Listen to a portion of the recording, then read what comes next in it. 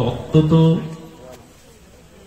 গোমাতার দুগ্ধ হতে দধি হয়, মাখন হয়, ঘৃত হয়, তত্ত্বত দুগ্ধ। কিন্তু আমরা যখন দুধ পান করি তখন দধি পান করি না, কিন্তু সেই দুগ্ধ অম্লযোগে যখন দধিতে বিকারগ্রস্ত হয় তখন দধি পান করি, তখন দুধ পান করি না, অথচ তত্ত্বত দুগ্ধ। তেমনি ঈশ্বর তত্ত্বে, ঈশ্বর তত্ত্বে শ্রী রামচন্দ্র ভগবান শ্রীকৃষ্ণ ভেদ নাই, কিন্তু লীলাতে সেখানে বা তাদের দিব্য চরিতাবলিতে একটা বিপরীত দেখা যায়। যেমন ভগবান শ্রীকৃষ্ণ এসেছিলেন ভাদ্র কৃষ্ণাষ্টমীর গভীর রাত্র দ্বীপ্রহরে, রাম ভগবান এসেছিলেন দিবাভাগের দ্বীপ্রহরে, বিপরীত। দেখবেন ভগবান শ্রীকৃষ্ণ হল ত্রিভঙ্গ ঠান, ত্রিভঙ্গ মুরারি বলা হয়, তিনটে জায়গায় বাঁকা, কিন্তু রামচন্দ্র সোজা, ওনার বাঁকা নাই কোথায়। রাম ভগবান চতুরংশে এসেছিলেন, চারি ভ্রাতা রাম, লক্ষ্মণ, ভরত, শত্রুঘ্ন, কিন্তু এর বিপরীত দ্বিগুণ হলেন ভগবান শ্রীকৃষ্ণের, তিনি অষ্টম গর্ভে, মানে ৮ ভ্রাতা। ভগবান রঘুপতি রাজীবলোচনের এক পত্নী ধরো, সীতাকে ছাড়া তিনি কারো গ্রহণ করেননি, কিন্তু ভগবান শ্রীকৃষ্ণ বহু বন্ধ।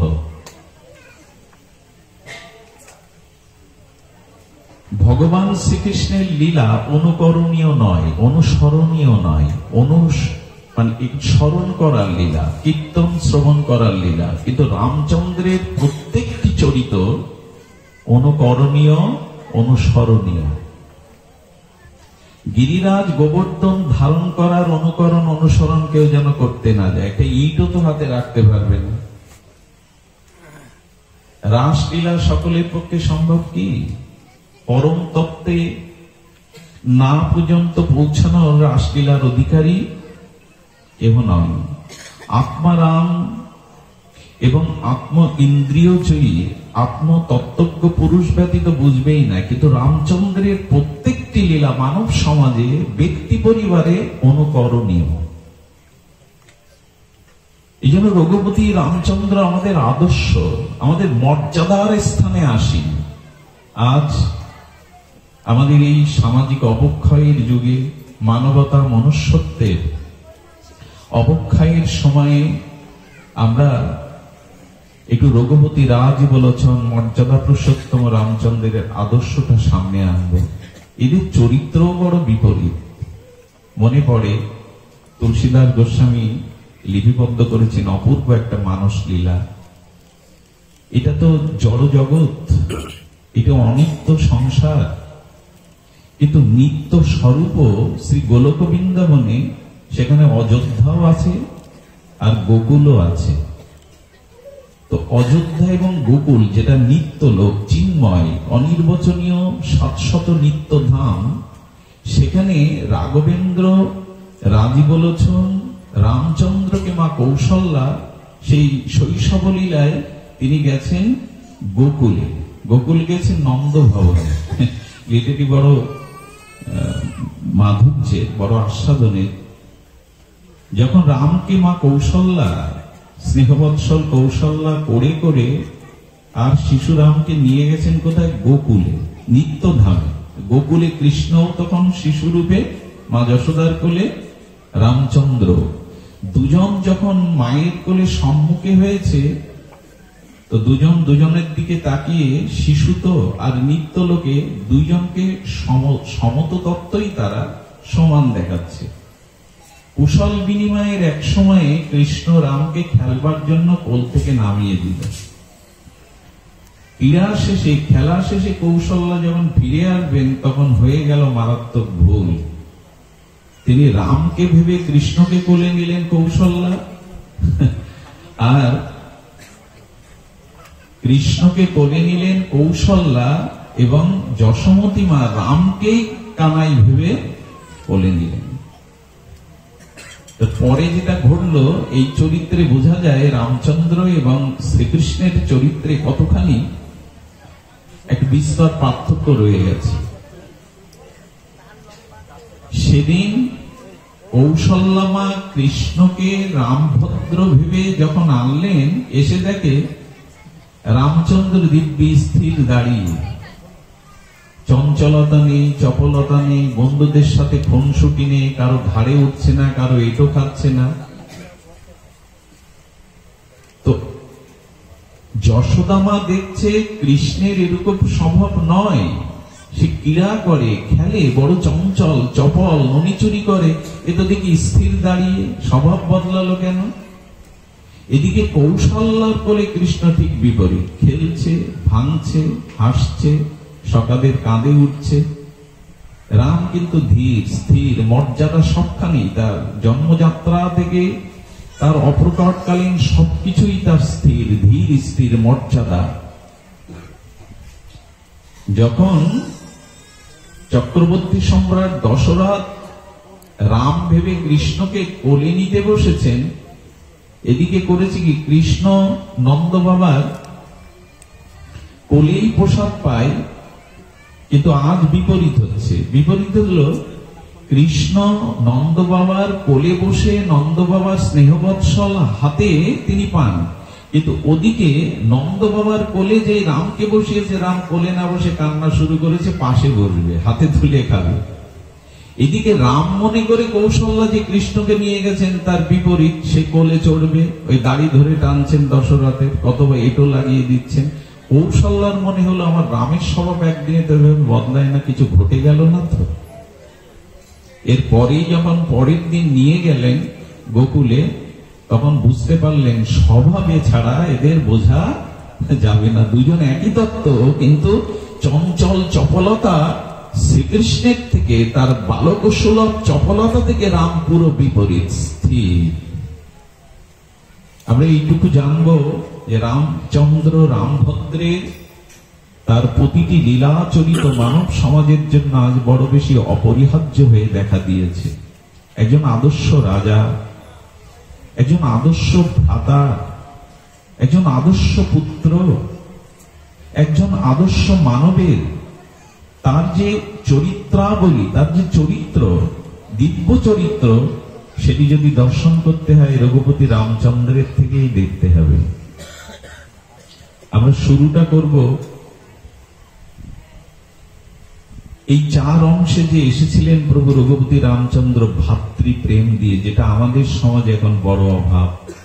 আমি খুব তাত্ত্বিক লীলা কথা না বলে আমাদের আদর্শের জায়গা থেকে প্রভু রামচন্দ্রকে একটু প্রতিফলনে আমরা দেখব যে রাম, লক্ষ্মণ, ভরত, শত্রুঘ্ন চিরকাল একই সাথে ভোজন করতেন, একই সাথে শয়ন করতেন। একদিন রাত্রে লক্ষ্মণ ঠাকুর ঘুমাচ্ছেন না, তিনি সারাটা রাত কেঁদেছেন, ক্রন্দন করেছেন। না দশরথ, না সুনেত্রা মা, না কৌশল্যাকে কারণ বলছে। সারা রাত ক্রন্দনের পরে, বিনিদ্র রজনী জাগার পরে গুরু বশিষ্ঠকে আনা হলো। বশিষ্ঠ লক্ষ্মণকে কোলে নিয়ে বলছেন, তোমার কান্নার কারণ কি?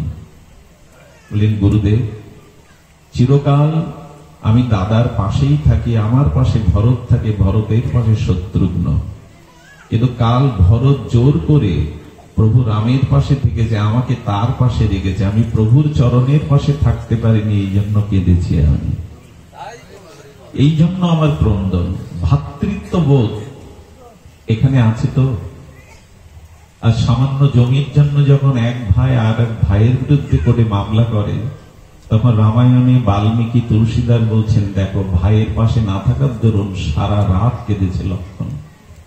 আপনারা জানেন, প্রভু 14 বছরের জন্য পিতৃসত্য পালনে যখন বনবাসে যান, তখন লক্ষ্মণকে উপদেশ দান করছেন রামচন্দ্র, লক্ষ্মণ, অনুজ, তুমি এই সূর্য বংশের পরম্পরায় রাজ সিংহাসনে আসীন হও, পিতামাতাকে সেবা করো, প্রজাদের সেবা করো, এটা তোমার দায়িত্ব।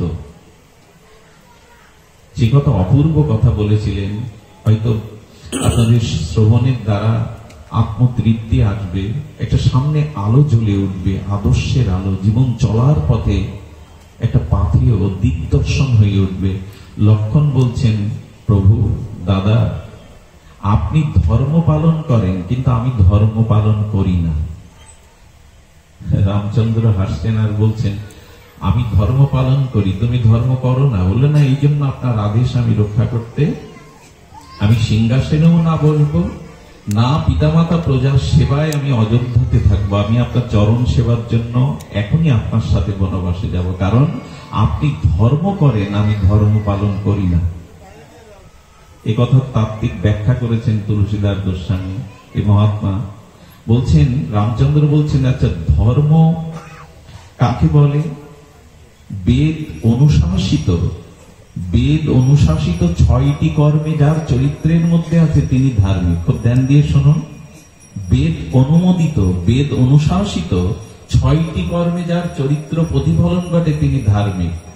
বেদ ভগবান বলেছেন সত্যং বদ ধর্মং চর, যে সত্য বলে আর ধর্মে পথ চলে তিনি ধার্মিক। আর 4টি মন্ত্র বেদে বলেছেন, মাতৃদেব ভব, পিতৃদেব ভব, আচার্য দেব ভব, অতিথি দেব ভব। এই 6টি বেদের মন্ত্র যার চরিত্রে প্রতিফলন ঘটে তিনি ধার্মিক। যিনি সত্য বলেন, যিনি আদর্শের পথে চলেন, যিনি পিতামাতাকে দেবতার ন্যায় সেবা, তাদের আদেশ পালন রক্ষণ করেন, এবং যিনি গুরুবর্গকে সম্মান বা সেবা করেন, আচার্যকে, শ্রেষ্ঠকে, এবং যিনি অতিথিকে সেবা সংস্কার করেন, এই 6টি মন্ত্র যার জীবনে চরিত্রে এসেছে তিনি ধার্মিক। তো বললেন, প্রভু আপনি ধর্ম করছেন মানে এই 6টি আপনি 16 আনা পালন করেন, আপনি সত্য ছাড়া বলেন না, ধর্মের পথে ছাড়া এক পাও আপনি চলেন না, আপনি পিতৃমাতৃ সত্য পালনের জন্য যেখানে রাজ সিংহাসনে আসীন হবেন সেই দিনে আপনি হাসি মুখে বনবাসে যাচ্ছেন। এর থেকে বড় পিতৃমাতৃ ভক্তির দৃষ্টান্ত কোথায় আছে? এবং আপনি আচার্যকে শ্রেষ্ঠ সেবা মনে করেন, অতিথি আপনার দুয়ার থেকে কখনো ফিরে যায় না। এই জন্য আপনি ধর্ম করছেন, কিন্তু আমি ধর্ম করি না। লক্ষণকে বলছি তুমি কি করো? বলেন আমি পরম ধর্ম পালন করি, ধর্ম না। রাম ভগবান প্রশ্ন করছেন, ধর্ম আর পরম ধর্মের পার্থক্য কি? বলেন আগে যে 6টি বললাম এটি যিনি পালন করেন তিনি ধার্মিক, তিনি ধর্ম পালন করেন, কিন্তু আমি ধর্ম করি না, আমি পরম ধর্ম। এই জন্য রামের থেকে লক্ষণের ধর্ম আরো অনেক উঁচুতে। তার কারণ হলেন, প্রভু পিতৃমাতৃ ঋণ কোন সন্তান শোধ করতে পারে না। গত জন্মে যারা আমাদের পিতামাতা ছিল ঋণ শোধ করে এই জন্মে আসতে পেরেছি তো। আবার এই জন্মে যিনি জন্মদাতা পিতা, জন্মদাত্রী, গর্ভধারিণী, পালন পোষণকারিণী, সর্বত্যাগী মূর্তি মা, তার ঋণ এই জন্মে শোধ করতে পারবো তো? আদৌ সম্ভব না। তবে শোনো, আমার পরম ধর্মের সংজ্ঞা হল এই, আমি এমন একজনকে পূজা করি, সেবা করি, অর্চন করি, যাকে সেবা করলে, যাকে অর্চন করলে পিতৃমাতৃ ঋণ শোধ হতে পারবো। ধর্মের দ্বারা পিতৃমাতৃ ঋণ শোধ হবে না, পরম ধর্মের দ্বারা হবে। লক্ষণের কাছে রাম প্রশ্ন করছেন, সেটি কেমন? বললেন, বৃক্ষের যথা তরুমূল নিষেচন, বৃক্ষের মূলে যদি জল সিঞ্চন করা যায় তাহলে শাখা প্রশাখাও পল্লবিত হয়। প্রভু জেনে রাখো, আমি আমার পিতাকে পেয়েছি পরম পিতার কারণে। পিতামাতা রক্ত মাংসের পিণ্ড দেহ দিতে পারে, আত্মা দিতে পারে না। যদি পরম পিতা না থাকতো আমি আমার পিতাকে পেতাম না, কারণ পরম পিতা থেকেই তো আমার পিতার সৃষ্টি, পরম ভাগবতী মাতা থেকেই আমার মাতার সৃষ্টি। ধ্যান দিন, আমার পিতা তার পিতা, এই করে করেই তো পরম পিতা। একমেব অদ্বিতীয়, ভগবান থেকেই তো সকল সৃষ্টি। লক্ষণ তখন বলছেন, যারা জগতে শুধু পিতামাতার সেবা করে, পিতামাতার ধর্ম নীতি পালন করে, অথচ পরম পিতার ধর্ম পালন করে না, পরম পিতাকে অনুসন্ধান করে না, তারা ধর্ম করছে, তারা পরম ধর্ম করছে না। আজকাল কিছু কিছু গান আছে, ঈশ্বর ঈশ্বর বলে কিছু নেই, পিতামাতা ঈশ্বর, পিতামাতায় সব কথাটি শাস্ত্রীয় নয়। পিতামাতা রক্ত বীর্য দ্বারা আমার দেহটা দিতে পারে, পরমাত্মা পিতামাতা দিতে পারে না, আত্মা দিতে পারে না।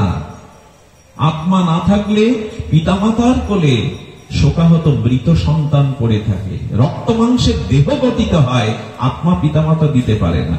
লক্ষণ বলছেন, তুমি পরম পিতা, সীতাই হলো জগৎ মাতা, তোমাদের চরণ সেবা করলে আমি পরম পিতা পরম মাতার সেবার দ্বারা জগতের ঋণ মুক্ত হতে পারবো, মুক্ত হতে পারবো।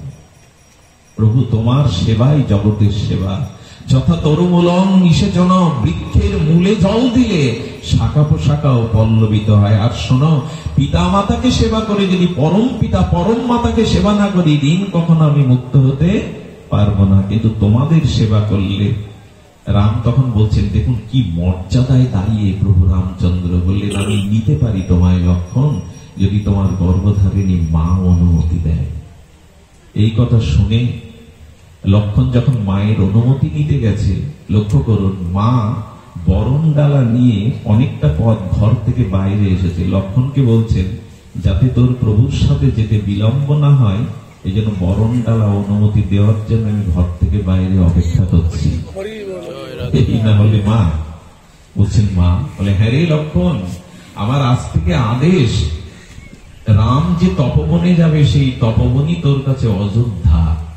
আজ থেকে প্রভু রামই তোর পিতা দশরথ, আর আমি আমার স্বরূপটা তুই সীতার মধ্যেই চিরদিন দেখবি। যা বাবা যা।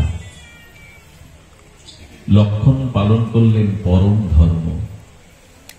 শুধু ভক্তগণ, এই যে আদর্শ, এই যে রামচন্দ্র পিতার আদর্শ পালন করছেন, অনুজ লক্ষণ বড় ভ্রাতার আদেশ পালন করছেন, এগুলি আমাদের মানব সমাজে যেটা ক্ষয়িষ্ণু হয়ে গেছে আজ, সেটারই একটি উজ্জ্বল দৃষ্টান্ত, আদর্শের দৃষ্টান্ত।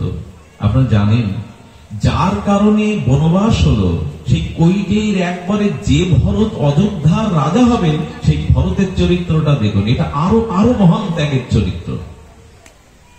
ভরতকে যখন বলা হলো যে তোমাকে সিংহাসনে বসতে হবে, কে বলছেন?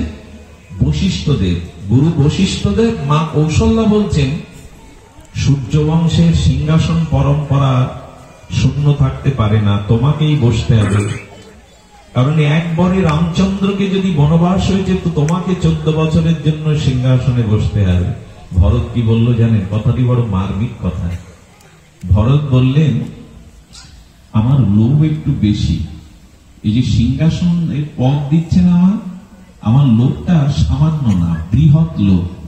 আমি এক পদও চাই না, আমি একটি পদ চাই না, আমি আরো বেশি লোভী, বড় পদ চাই। পৃথিবীতে অযোধ্যার সিংহাসনে চক্রবর্তী সম্বটের যে পদ, এই পদের থেকে বড় পদ হলো রাজীবলোচন রামচন্দ্রের দুটি চরণ পদ। আমি তার চরণ চাই।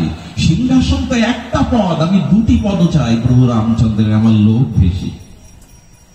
উত্তর শুনে বশিষ্ঠের চোখে জল এসে গেছে। যাকে রাজ্য দেয়া হচ্ছে, সিংহাসন দেয়া হচ্ছে, সে বলছে আমি লোভী, আমি এক পদে খুশি হতে চাই না, আমি রঘুপতি রামচন্দ্রের প্রভু দুটি পদ চাই, ওই পদই চাই আমি, এই পদ চাই না। বলেন আমি গুরু। কৌশল্যা বলছেন আমি মা, মার আদেশ, গুরুর আদেশ পালন করবে না। শাস্ত্রে আছে নির্বিচারে গুরু বাক্য, মায়ের বাক্য পালন করতে হবে। বলছে না, আজ আমি পালন করতে পারবো না। তার কারণও শুনুন, আমি যদি আজ অযোধ্যার সিংহাসনে বসি, এই ধরিত্রী রসাতলে যাবে, ধ্বংসপ্রাপ্ত হবে। আহা, বশিষ্ঠদেব বলছেন, হিরণ্যকশিপুর রাজত্ব করলো, পৃথিবী ধরিত্রী রসাতলে যায়নি। রাবণ রাজত্ব করলো, সিংহাসনে বসলো, ধরিত্রী রসাতলে যায়নি। তোমার মতো সাধু সন্ত ভরত সর্বত্যাগী সিংহাসনে বসলে ধরিত্রী রসাতলে যাবে? বলে যাবে গুরুদেব। যে কাজ হিরণ্যকশিপুর করেছে, যে কাজ রাবণ করেছে, সেটা যদি রামের ভাই ভরত করে, তাহলে ধরিত্রী আর বোঝা ভার বইতে পারবে না। ধরিত্রী আজ প্রভুকে বনবাসিয়ে যদি ভরত রাজ সিংহাসনে বসে, ধরিত্রী ভার সইতে পারবে না। এগুলো হলো আদর্শ। একবার ভাবুন, এটি হলো আদর্শের পরের অধ্যায়টা আমি একটু সংক্ষিপ্ত করব, খুব তাত্ত্বিক আমরা সূত্রগুলো একটু বলে যাই। এর পরের অধ্যায়টা যদি সীতা অন্বেষণ হয়, হরণের পরে, এটা খুব মার্মিক তাৎপর্য বহন করছে। যদি একটু শান্ত হয়ে, আমরা রাত হয়েছে, এটা আমার অপরাধ, আমার কিছুটা ন্যূনতা, তবু ক্ষমা চাইছি, একটু ধ্যান দিয়ে এটা শুনতে হবে। রাম কথা এমন একটি পরশ, যেটা চিন্তামণি পেলে যেমন আর অভাব থাকে না, জাগতিক কোনো অভাবের চিন্তা আর আপনাকে গ্রাস করে না, তেমন রাম কথা চিন্তামণি স্বরূপ। এটি পেয়ে গেলে মানসিক সন্তোষ আপনার আসবে, এটুকু বলা যায়। মানসিক শান্তি, মানসিক প্রশস্তি, একটা মানসিক সন্তোষ আপনার আসবেই রাম গুণকথা চিন্তামণির মতো। সীতা অন্বেষণ কিন্তু আমাদের সবার দরকার। খুব দার্শনিক কথা, সীতা অন্বেষণটা এখানে আমরা যারা আছি না সকলের প্রয়োজন। সীতা অন্বেষণ মানে ভক্তিবাদীদের কাছে সীতা ভক্তি দেবী। ভক্তি চাই কিনা যারা ভজন করে? সীতা হলো ভক্তির অধীশ্বরী লাদিনী শক্তি। অর্থাৎ ভক্তি মার্গে যারা আছে তারা ভক্তিকে চাই কিনা? সীতা হলো ভক্তির দেবী। জ্ঞানীদের কাছে, নির্বিশেষবাদী জ্ঞানীদের কাছে সীতা হলো শান্তির প্রতীক। সীতা কিসের প্রতীক? শান্তির প্রতীক। শান্তি প্রতীকটা মানুষ চায় কিনা? কথা বলুন, চাই কিনা? সীতা অন্বেষণ এখানে যারা এসছে আমাদের প্রত্যেকেরই প্রয়োজন, অতীব প্রয়োজন। রামায়ণ সাধারণ গ্রন্থ নয়, এটাকে পঞ্চম বেদ বলা হয়। সমস্ত নিগূঢ় নিখিল শাস্ত্রের একটা তাৎপর্য বহন করেছেন আদিকবি বাল্মীকি, তুলসীদাস। আমরা তো এগুলো অধ্যয়ন, অধ্যাপনা, গবেষণা ছেড়ে দিয়েছি, কিন্তু সাগর থেকে, অতল স্পর্শী সাগর থেকে মণিমুক্তা তুলেছেন আচার্যরা। আর যারা কর্মী, যারা কর্মমার্গী, তাদের কাছে সীতা সুখ স্বরূপ। যারা কর্ম করে না তারা সবসময় চায় সব কর্মের দ্বারা সে যেন সুখী হয়। তাহলে ভক্তি মার্গের কাছে সীতা হলো ভক্তি, জ্ঞানীদের কাছে সীতা হলো শান্তির প্রতীক, আর কর্মীদের কাছে জগৎ জননী লাদিনী শক্তি সীতা হলেন সুখের প্রতীক। কে না চায় সুখ এবং শান্তি? কে না চায়? একটু লক্ষ্য করুন। তাহলে সীতা অন্বেষণ আমাদের প্রয়োজন কিনা? সীতা অন্বেষণ আমাদের প্রয়োজন কিনা? আসুন আমরা সীতা অন্বেষণই শুরু করি। আচ্ছা, রাবণের একটা কথা মনে পড়লো। রাবণ কাকে হরণ করলো? কাকে হরণ করলো? সীতাকে হরণ করলো। তার মানে রাবণ শান্তিকেই হরণ করলো। সীতা শান্তি। শঙ্করাচার্য বলেছেন জগৎগুরু, সীতাই হলো শান্তি। শান্তি সীতা, সীতাই শান্তি। তা রাবণ যদি শান্তিকে হরণ করে নিজের রাজ্যে নিয়ে যায়, রাবণের শান্তি হলো তো? হয়েছে কি? বরঞ্চ যেদিন থেকে সীতা অর্থাৎ শান্তিকে হরণ করলো, সেই দিন থেকে লঙ্কায় অশান্তি শুরু হলো। আমরা চাইছি শান্তিকে, কিন্তু শান্তিকে চেয়েও, শান্তিকে হরণ করেও অশোক কানন কাকে বলে? অশোক, যেখানে শোকটা পৌঁছাতে পারে না। রাবণ এরকম একটা কানন তৈরি করেছিল, অশোক কানন, কিন্তু সীতামা সেখানে দুঃখী। এবং যেদিন থেকে শান্তি হরণ হলো, সেদিন থেকে রাবণের জীবনেও শান্তি চলে গেল। এখন এই তত্ত্বের একটি অপূর্ব তত্ত্ব আছে। শান্তি আমরা, আচ্ছা জলে হাত দিলে তো শীতলতা পাবো, পাবো কিনা? কথা বলবেন, পাবো কিনা? অগ্নিতে হাত দিলে তার দাহিকার শক্তি, তাপ আমাকে পোড়াবে কিনা? নিশ্চয়ই পোড়াবে। তো শান্তিকে রাবণ নিয়ে গেলে অশান্তি পেল কেন? দার্শনিকরা বললেন শান্তি পাওয়ার পথ আছে, রাবণ সেই পথ অবলম্বন করেনি। শান্তি চাইলেই হবে না, শান্তিকে জোর করে হরণ করলেও পাবে না। শান্তি পাওয়ার একটা প্রকৃষ্ট পথ নির্দেশনা দেওয়া আছে। বোঝা যায় মা? শান্তি তো চাইছি, কিন্তু পাবো কি করে? বলে তার নির্দেশনাটা মানো। কে নির্দেশ দেবে? শাস্ত্র। সেটি কি বলেছেন? শান্তি পাওয়ার পথ ভগবান শ্রীকৃষ্ণের শ্রীমুখ থেকে শুনুন। যে শাস্ত্র বিধিমুখ শ্রীজ যজন্তে শ্রদ্ধানায়ন্বিতা তেষাং নিষ্ঠাত কৃষ্ণ মহারজতম। আর কি বলেছেন? বলেছেন এই দেখুন, এখানেই বলা হচ্ছে যশ শাস্ত্র বিধিমোৎসৃজ, যশ শাস্ত্র বিধিমোৎসৃজ বর্তাতে কাম কারতা। আহা, খুব মার্মিক শ্লোক। কি বলছেন? ন সিদ্ধি বাপন্নতি ন সুখম না পরম গতিম। ভগবান কৃষ্ণ বলছেন সুখ ওভাবে পাওয়া যায় না, হরণ করে কেড়ে হবে না। তোমাকে কি মানতে হবে? যশ শাস্ত্র বিধি মোৎসৃজ। যদি শান্তি পেতে চাও, আগে তোমাকে শাস্ত্র বিধি মানতে হবে। এটা আজ আমরা ভুলে বসেছি। শাস্ত্র সাধারণ কোন জিনিস নয়। ঋষিদের বহু বহু যুগ যুগান্তর ঋষি অমলেন্দ্র মনীন্দ্র জ্ঞানীন্দ্র যোগীন্দ্র অমলাত্মা বিমলাত্মা অপরোক্ষ অনুভূতি সম্পন্ন ভারতে ঋষিদেরই সাধনার উপলব্ধি হলো শাস্ত্র। আজ আমরা শাস্ত্র যেমন দেখি না, অধ্যয়ন করি না। অনেকের বাড়ি লাইব্রেরি দেখেছি, এবার পুরো আলমারি ভর্তি গ্রন্থ শোভা পাচ্ছে, কিন্তু গ্রন্থের তত্ত্বগুলো, গ্রন্থের রসগুলো তেলাপোকা আর ইঁদুর খায়। পড়ে পড়ে ওটা অনুসন্ধান বা গবেষণা প্রায়শ হয় না। আমার বাড়ি এসে সভ্য মানুষজন দেখুক যে আমি গ্রন্থ প্রেমিক, কিন্তু না, গ্রন্থ আলমারিতেই থাকে, সেটার অধ্যয়ন হয় না। আচ্ছা, একটা পেপার পড়তে, জাতীয় পেপার আঞ্চলিক পেপার, কত সময় লাগে একটা মানুষের চায়ের চুমুক দিতে দিতে? তো সে আধা ঘন্টা 20 মিনিট পড়ে, কিন্তু গীতার একটা শ্লোক পড়তে 5 মিনিট সময় লাগে। দেখবেন অধিকাংশ মানুষ পেপার পড়বে, অবশ্যই পেপার পত্রিকা পড়তে হবে, কিন্তু গীতার একটা শ্লোক 5 মিনিট সময় দেওয়ার তার হাতে সময় নেই। শাস্ত্র বিধি না জানলে আপনি শান্তি কোনোদিন পাবেন না। রাবণ শান্তিকে হরণ করলো, অথচ শান্তি পেল না। এই কারণে রাবণ বিধি মানে নি। বিধি মেনেছে? বিধি পরের স্ত্রীকে হরণ করা বিধি কি? বিধি না। অন্যের দিকে দৃষ্টি দেওয়া বিধি, ভোগ দৃষ্টিতে দৃষ্টি দেওয়া বিধি না। এই জন্য বললেন শাস্ত্র বিধিমত সৃজ বর্ততে কাম কারতা। যে শাস্ত্রবিধি না মেনে আর কামনা বাসনায় জীবন অতিবাহিত করে, তার সুখ কোথায়, তার শান্তিও কোথায়, তার প্রাপ্তিও কোথায়? এই জন্য লক্ষ্য দিতে হবে অপরোক্ষ অনুভূতি শাস্ত্র কি বলেছে। না মন গড়া কোনো কাল্পনিক শাস্ত্র নাই। আমি বলছিলাম আমাদের বৈদিক সাহিত্য, বৈদিক শাস্ত্র, বিশেষ করে গীতা, ভাগবত, রামায়ণ, মহাভারত, এগুলি যথাযথ রূপে অনুশীলন ছাড়া আমরা শান্তির পথ পাবো না। রাবণ শাস্ত্র বিধি মানেনি। আচ্ছা, এখানে একটা কথা আসে, এই জন্য শান্তিকে আমরা কোনোদিনই পাবো না। ন সুখং না পরম গতি। সুখও নয়, পরকালে গতিও নয়, মানতে হবে শাস্ত্র। সেই শাস্ত্রের প্রথমে বলেছে পরস্ত্রীর দিকে রাবণের এই যে কামময় দৃষ্টি, এই দৃষ্টি রাবণ শান্তি চেয়েও পায়নি। আরো একটা মজার কথা আমি গতদিন বলেছিলাম, রাবণ চেয়েছিল সীতাকে, আর শূর্পণখা চেয়েছিল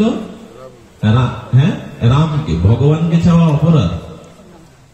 ভগবানকে আপনি যেভাবেই চান, চাওয়া কি অপরাধ? রাবণ তো চাইলো সীতাকে, ভক্তিকে, শান্তিকে। অপরাধটা কোথায়? বলো অপরাধ এক জায়গায়, সেটি হলো রাবণ ভক্তিকে চেয়েছে ভগবানকে বাদ দিয়ে, রামকে মানেনি। আর শূর্পণখার ভুল হলো সে ভগবানকে চেয়েছে ভক্তিকে বাদ দিয়ে। হবে কি? চাঁদকে বাদ দিয়ে চন্দ্রিমা পাওয়া যাবে? পাওয়া যায় কি? ভগবান চাইছে অথচ ভক্তি নাই, আবার ভক্তি চাইছি কিন্তু ভগবানকে মানছি না, কোনোটাই হবে না। এই জন্য শাস্ত্রের অনুমোদনে, শাস্ত্রের পথেই আমাদের পথ চলতে হবে। ভগবান ও শাস্ত্রকে, শাস্ত্র হলো নিরপেক্ষ রবাস্মৃতি। শাস্ত্র কারো খাতিরে তৈরি হয়নি, নিরপেক্ষ তত্ত্ব হলো শাস্ত্র। এই জন্য শাস্ত্রের অনুশাসন না মেনে রাবণ শান্তিকে স্বয়ং রাখলেও তার জীবনে শান্তি আসেনি। আচ্ছা, এখানে একটা কথা মনে পড়ে, রাবণ সন্ন্যাসীর বেশে এলো সীতাহরণ করতে, তো জগৎ জননী কি বুঝতে পারেনি? এখানে যদি একটা মনে প্রশ্ন জাগে, যিনি জগৎ জননী, আদ্যার শক্তি, তিনি জানতেন না সামনে দুয়ারে কে দাঁড়িয়ে? তিনি বা গন্ডি কেন পেরোতে গেলেন? অনেকেই সীতামায়ের দোষ নাই, নারীদের বুদ্ধি কম, নারীরা আবেগ তাড়িত। সীতামাকে এরকম দোষ না জেনে শুনে দিবেন না। সীতা যদি গন্ডির বাইরে না আসতো তাহলে রাবণ হরণ করতে পারত না। সীতামা কেন গন্ডির বাইরে এলো? সীতামা কেন এই সিদ্ধান্ত নিল? খবরদার, তত্ত্ব না জেনে এ জাতীয় চরিত্রে কোনো সংশয় আনা উচিত নয়। সীতা জগৎ লক্ষ্মী, সাধারণ নন উনি। উনি লাদিনী ভগবত শক্তি। শ্রীকৃষ্ণের পাশে যেমন রাধা ঠাকুরানী, রামচন্দ্রের পাশে সীতা ঠাকুরানী। সীতা সাধারণ নন, তিনি জানতেন সামনে রাবণ দাঁড়িয়ে। যদি বলেন জানতেন তো লঙ্ঘন করলেন কেন? লঙ্ঘন করার জন্য দায়ী মা সীতাকে দেওয়া যাবে না। শুনুন তাহলে, এই গণ্ডিটাই হলো শাস্ত্রের গণ্ডি। এই গণ্ডিটাই হলো শাস্ত্রের গণ্ডি। এবং শাস্ত্রের গণ্ডি না মানলে কি ফল হয় মা সীতা যেমন দেখালেন, বা সীতার বক্তব্যটা দেখুন। সীতামা বলছে, দেখো আমি জানি রাবণ, আমি জানি আমাকে এই যে এরিয়া থেকে বাইরে গেলে বিপদ আসবে, তবে আমি ধর্মের চিন্তা করে পাটা বাইরে বাড়িয়েছি। সীতামা কি বলছেন? আমি ধর্ম রক্ষার্থে ধর্মের চিন্তা করে আমি গণ্ডির বাইরে গেছি। তার কারণ গৃহীদের ধর্ম কি? দুয়ারে যদি কেউ আসে হাত পাততে, গৃহীদের ধর্ম কি? তাকে কিছু না দেওয়া, ফিরিয়ে দেওয়া। অতিথি যদি দুয়ারে আসে, কেউ যদি হাত পাতে, গৃহীদের ধর্ম কি? ওখানে তো তপবনে মা সীতা কুটির নির্মাণ করে আছেন, প্রভুকে নিয়ে আছেন না, গারস্থে আছেন। সন্ন্যাসী তো নন রামচন্দ্র, তিনি গারস্থেই আছেন। মা সীতা বলছেন সামনে বিপদ জেনে যারা ধর্ম ত্যাগ করে তারা প্রকৃত ধর্মের তত্ত্ব। কি অপূর্ব দৃষ্টান্ত দেখুন। সীতামা জানেন, জগৎ লক্ষ্মী জানেন, সর্বাজ্ঞা সীতা জানেন যে বিপদ হতে পারে এর বাইরে গেলে, কিন্তু তিনি প্রশ্ন তুলেছেন সমাজের কাছে, বিপদকে সামনে রেখে যারা ধর্ম ত্যাগ করে তারা প্রকৃত ধার্মিক নন। যার ভিতরে ধর্ম আছে, আদর্শ আছে, যার ভিতরে মর্যাদা আছে, সে কখনো নিজের বিপদের আশঙ্কায় ধর্ম ত্যাগ করতে পারে না। জীবন দেবে তবু সে ধর্ম ত্যাগ করবে না। আমার মনে পড়ে ওই যে আলিমুদ্দি খাঁর কি একটা যাত্রা ছিল না ছোটবেলায়, সিরাজ কি জানো, ওইখানে বলা হচ্ছে নবমুসলিম সেই আলিমুদ্দি খাঁর কাছে নিয়ে বলছেন ইনি নবমুসলিম, ওনাকে রাজা উদয় নারায়ণের রাজ্য দিয়ে দিন। তখনই মুর্শিদ গলিকা বলেছিল, বিয়াদব, যে ধর্ম রক্ষার জন্য তোমার পিতা তোমার বৌদি বিষ খেয়ে আত্মহত্যা করলো, স্বেচ্ছায় লোভে তুমি সেই ধর্ম ত্যাগ করলে। মুর্শিদ গলিকা বলছেন কেউ যদি মুসলিম হয় হিন্দু থেকে, এটা তো মুসলমানের মুনাফা। উনি বলছেন মুনাফা নাই, লোকসান।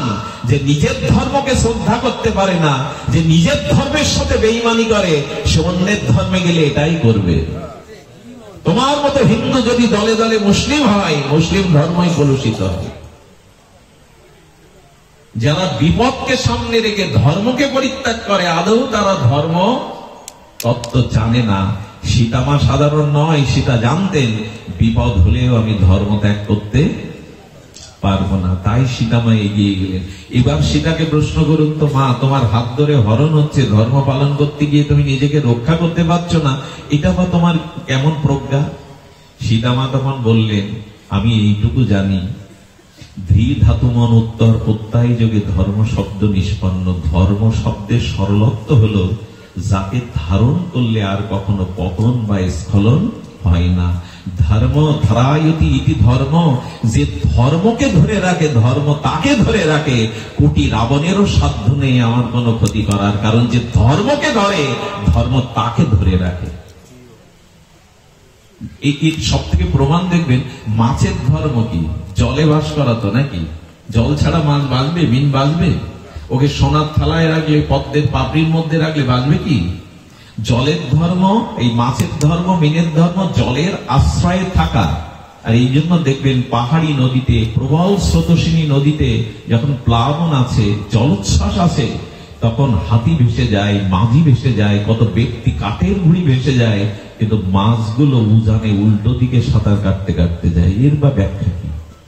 একই স্রোতে মাঝি ভেসে যাচ্ছে, বড় বড় বৃক্ষের গুঁড়ি ভেসে যাচ্ছে, হাতিও স্রোতে ভেসে যাচ্ছে, মাছগুলো উজানে উল্টো দিকে আনন্দে সাঁতার কেটে যায় কেন? যায় এই কারণে, মাছ বলছে আমার ধর্ম জলকে আশ্রয় করে থাকা, আর জলের ধর্ম সবাইকে ভাসালেও আমাকে বুকের মধ্যে টেনে রাখা। जो जाको सरल लिए सो रात ताको लाज, उल्टा चले मसली चले बही যায় গজরাজ। হাতি ভেসে যায় কিন্তু জল মাছগুলোকে উজানে নিজের কাছে টেনে রাখে, কারণ জলের ধর্মই হলো, মাছের ধর্মই হলো জলকে আশ্রয় করা। সীতামা বলছেন ভয় নাই, ধর্মকে আমি রক্ষা করেছি, তাই ধর্ম আমাকে রক্ষা করবে। সীতামায়ের এটা ভুল নয়। বিপদের আশঙ্কা জেনে দয়া করে কেউ ধর্মচ্যুত হবেন না, ধর্ম ত্যাগ করবেন না। কারণ ধর্মই ধরে রাখে। ধর্ম শব্দের অর্থ মানে শুধু পোশাকে আশাকে নয়, ধর্ম মানে যাকে ধারণ করলে আর কখনো নৈতিক পতন বা স্খলন হয় না, তারই নাম ধর্ম। এই জন্য আজকের যে দিন আমরা অনেকটা ভুলে যাই। আজকে রামচন্দ্রের আবির্ভাব তিথি, সনাতন বৈদিক সভ্যতায় এর থেকে বড় দিন আর কি আছে? এর থেকে বড় মানব সভ্যতার ইতিহাসে এমন চরিত্র আসেনি, আসবেও না রঘুপতি রামের মতো। এত বড় চরিত্র, এত বড় আদর্শ এই পৃথিবীর প্রত্যেকটি ধর্মমত রামচন্দ্রকে স্বীকার করেছে। তার ত্যাগ, তার বৈরাগ্য, তার অনুভূতি সারা বিশ্বের অনুকরণীয়। এটা গর্ব করে বলবার এটাই সময়, এটা আমাদের গর্ব। রঘুপতি রামচন্দ্রকে আমরা পেয়েছি। তো দেখুন, সীতামা আর অশোক কাননে বন্দী, কিন্তু সীতার অন্বেষণের জন্য আমাদের প্রথমে যেটা দরকার সেটি হলো কি? এটা অপূর্ব কথা। সীতা অন্বেষণ প্রভু পারেন না, একটু খেয়াল করবেন। সীতা অন্বেষণ স্বয়ং ভগবান পারেন না সীতা অন্বেষণ করতে, সর্বজ্ঞ ভগবান। তিনি 4 মাস বনে বনে সুগ্রীবের সহায়তা চাচ্ছেন কেন?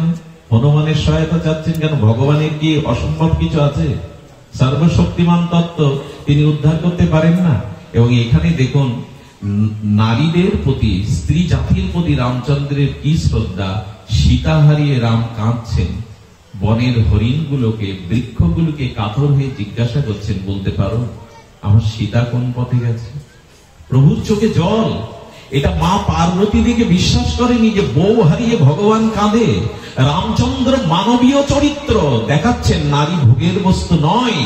নারীর প্রতি শ্রদ্ধাশীলতা, স্ত্রীর প্রতি শ্রদ্ধাটা, আজ স্ত্রী হারিয়ে রাম কাঁদছেন, বনের হরিণকে, বৃক্ষকে জিজ্ঞাসা করছেন, বলতে পারো সীতা কোন পথে?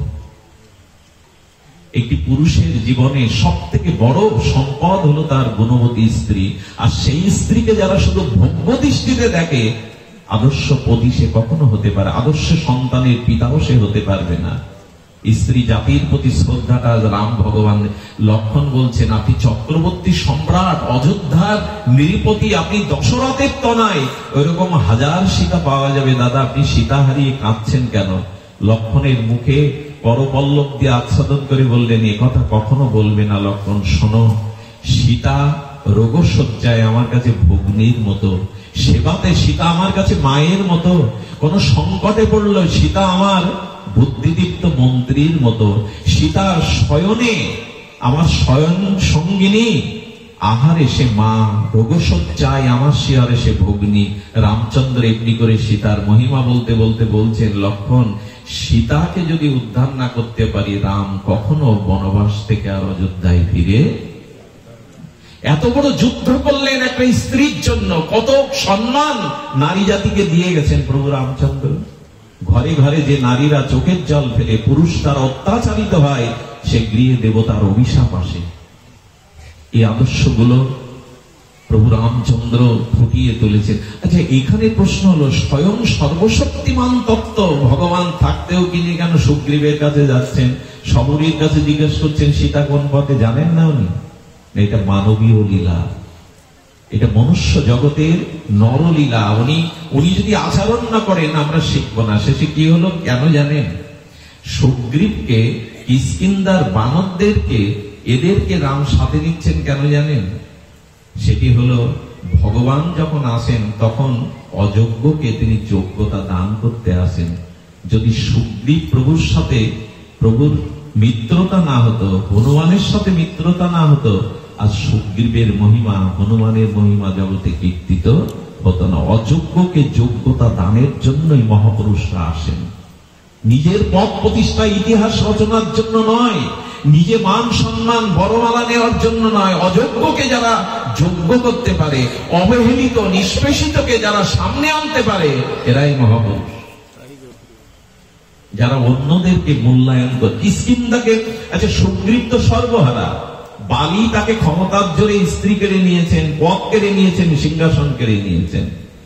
আচ্ছা, রামচন্দ্রের উচিত ছিল না সুগ্রীবের থেকে যার শক্তি বেশি বালির সাথে মিত্রতা করা? একটু কথা বলবেন, কথাগুলো এত তাত্ত্বিক কথা। যদিও আপনাদের অনেকের তীব্র গরম আছে, দীর্ঘক্ষণ অপেক্ষা আছে, তবু একটু অনুরোধ করব, শক্তির বিচারে সুগ্রীবের থেকে বালির ক্ষমতা আরো বেশি ছিল। রামচন্দ্র তাকে বধ করে সুগ্রীবকে মিত্রতা করলেন কেন? বললেন এই কারণে, নিষ্পেষিত বঞ্চিত মানুষের পাশেই আদর্শমান মানুষ দাঁড়ায়। কারণ বালি অন্যায়ের দ্বারা ভাতৃবোধকে জোর করে নিয়েছিলেন, রাজ্যকে জোর করে নিয়েছিলেন। এখানে একটা তাত্ত্বিক কথা একটু জানাই, সবই তো তত্ত্বময়, দর্শনময়। এখানে বালি হলো কর্মের প্রতীক। কি বললাম? আপনারা বিজ্ঞজন, এখানে অনেক বিজ্ঞ মহাত্মারা আছেন, তবু দুবার কথা বলা উচিত নয়, তবু যাতে হৃদয়ে কথাটা স্পর্শ করে। বালি হলেন কর্মের প্রতীক, আর সুগ্রীব হলো জীবের প্রতীক। জীব একটা জায়গায় অসহায়, কর্মফলের কাছে। আবার বলি কথাটি, আমরা জীব, আর এখানে বালি হলো কর্মের প্রতীক। আমরা পূর্ব জন্মে বা এই জন্মে যে কর্ম করেছি, সেই কর্মের ফলের কাছে, প্রারব্ধের কাছে আমরা প্রায় অসহায়। কর্মের উপরে আমরা পেরে উঠি না।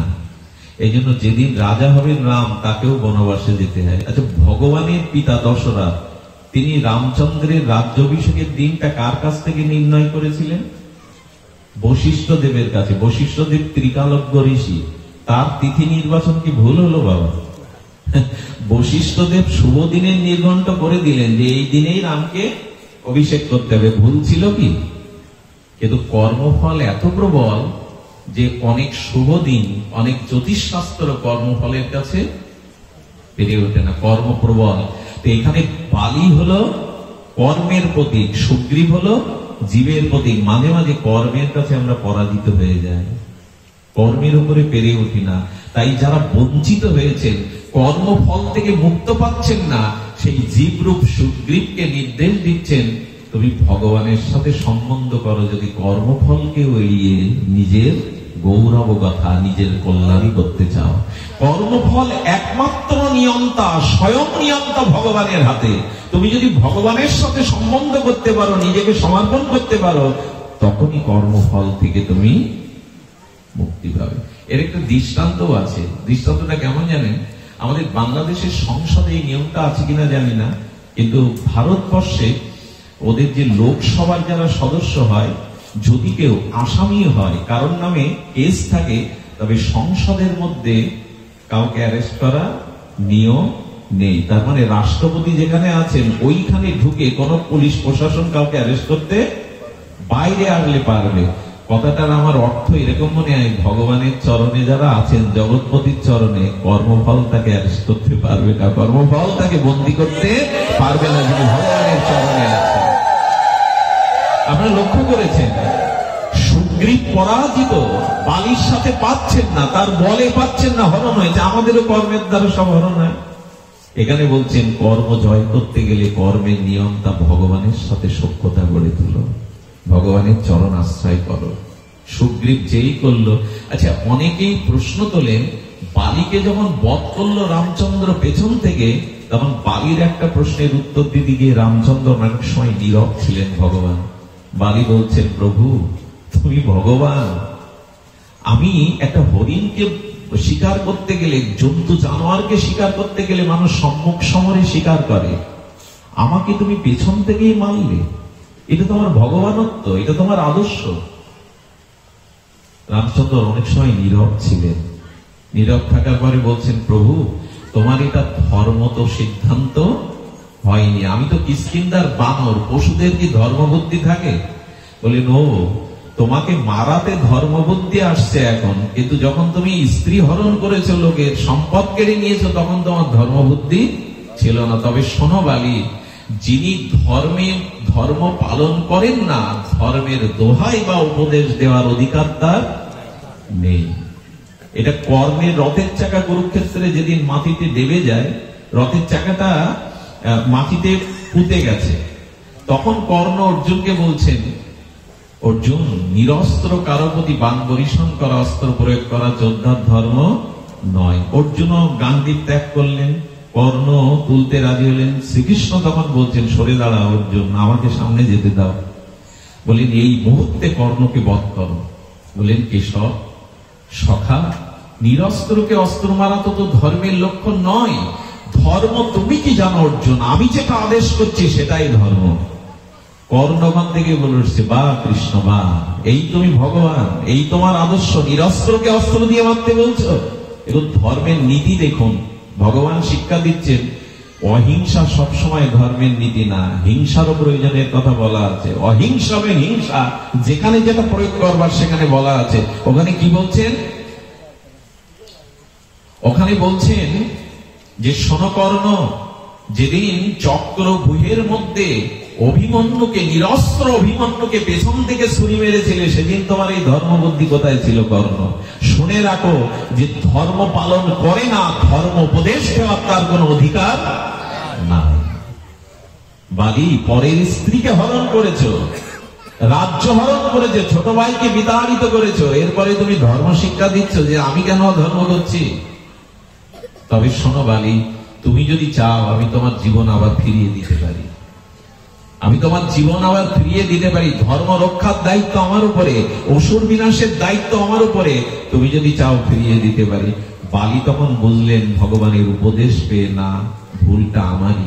হাত জোড় করে বললেন, প্রভু, এরকম মৃত্যু তো ঋষিদেরও হয় না, যোগীদেরও হয় না। আমার মৃত্যুর সময় স্বয়ং ভগবান আমার সামনে দাঁড়িয়ে, আমি গঙ্গা তীরে দাঁড়িয়ে, এর থেকে মরণ কার সার্থক হতে পারে প্রভু? তাই আপনাকে দর্শন করতে করতে, এই গঙ্গা তীরে আমি স্মরণ করতে করতেই দেহত্যাগ করতে চাই।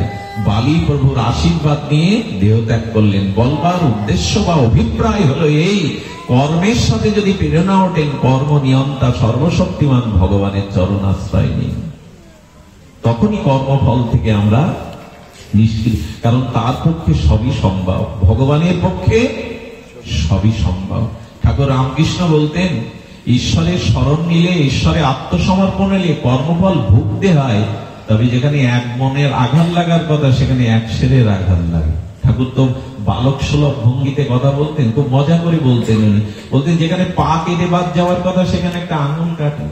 কর্মফলই তো আসে, কিন্তু সেটা তাকে প্রভাবিত করতে পারে না। তাই আসুন, রাত হয়েছে, আমরা আজ এই প্রভুর আবির্ভাবের দিনে এটা পালন করা আমাদের অনেকেরই উচিত। আজকের দিনে গৌরীয় বৈষ্ণবরা উপবাস থেকে মধ্যাহ্নে অভিষেক করে আজ রাজীব লোচনের এই অভিষেক, আজকের আবির্ভাব তিথি পালন করছে। আমাদের জীবনে আদর্শ একান্ত প্রয়োজন। সবশেষে ছোট একটা কথা বলি, পাঠ বিশ্রাম, সময় নেওয়ার অধিকার নেই, অধিকার তো আগেই হারিয়ে ফেলেছি বিলম্বিত হওয়ার কারণে। সেটি হলো, সীতামা কাঁদছেন। খুব ধ্যান দিয়ে শুনতে হবে, এটা আমার বিশ্রাম কথা।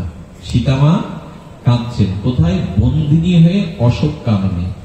সংকেত দিচ্ছে সীতামা, আমরাও সংসারের কামনা বাসনা এই কাননে বন্দী হয়ে আছি। আমরাও প্রভু ছাড়া, আমরাও প্রভু চরণ ছাড়া স্মৃতিহারা।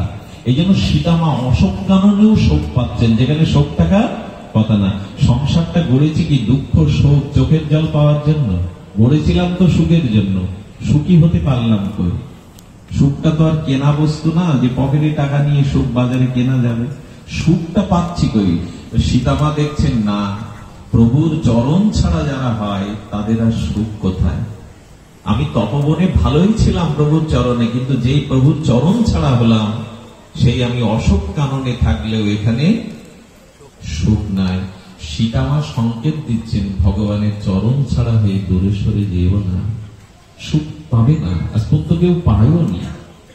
ভগবানের চরণ পাদ পদ্মেই থাকো, দূরে যেও না। সীতামা বলছেন, অশোক কাননে আমি কষ্ট পাচ্ছি, চেরিগণ প্রহার করছে, কত কুকথা তাকে শুনতে হচ্ছে। আপনারা জানেন, এই দুঃখের সময়ে, চোখের জলের সময়ে আজ হনুমান সীতা অন্বেষণে গিয়ে সেই অশোক বৃক্ষের উপরে বসে মার দুর্দশা দেখছেন, জগৎ জননীর চোখের জল দেখছেন। হনুমান, আচ্ছা, প্রভু রামচন্দ্র সেতু পার হয়ে গেলেন, হনুমান পার হলো কি করে? প্রভু বলেছিলেন, শোনো তবে, আমার নাম আমার থেকে আরো মহিমান্বিত বেশি। রামচন্দ্রের বনবাস কয় বছর হয়েছিল? 14 বছর। নামের বনবাস হয়তো নামের বনবাস দিতে পারবে? নামের বনবাস হয় না। এক রামের পাদপস্যে অহল্যা মানবী হয়ে গেল, কিন্তু আজ রাম নামের দ্বারা আমার মতো কোটি জড়প্রাপ্ত অহল্যা উদ্ধার হয়ে যাচ্ছে। এই জন্য প্রভুর থেকে প্রভুর নামের মহিমা আরো বেশি। ভগবানকে পান আর না পান, ভগবানের নামকে জড়িয়ে ধরুন। ভগবান পাওয়ার থেকে তার নাম পাওয়াটা আরো মহিমা। নামের মধ্যে ভগবানের সর্বশক্তি অর্পণ করেছেন শুধু নয়, নামের থেকে নামের মহিমা অনেক বেশি। তার কারণ কি জানে? রাম নিজেই সেতু বন্ধের সময় পাথর ফেলেছিলেন, বারবার পাথর ফেলছেন, আমি কেন বসে থাকবো? কিন্তু রামচন্দ্রের হাতে যত পাথর সাগরে যায় সব ডুবে ভেসে যায়। হ্যাঁ, নলনীল বলছেন, প্রভু নিয়মটা হচ্ছে না তোমার। ইটের উপরে আর একটা ইট দিতে গেলে মাঝখানে সিমেন্ট মশলা দিতে হয়, নাহলে ইট দাঁড়ায় না। তুমি পাথর ফেলছো কিন্তু তোমার নিয়মটা ঠিক হচ্ছে না, আমাদের হাতে দাও। রামচন্দ্রের হাত থেকে নলনীল পাথর নিয়ে ওতে রাম নাম লিখে দিলেন, বলে প্রভু এবার ফেলো। যেই নাম লিখে দিলেন, সিমেন্ট দিয়ে দিলেন, পাথর ভাসতে শুরু করলো। প্রভু দেখালেন আমার হাতের পাথর ভাসে না, কিন্তু আমার নাম তাকে কেউ ডোবাতে পারে না। এই জন্য নাম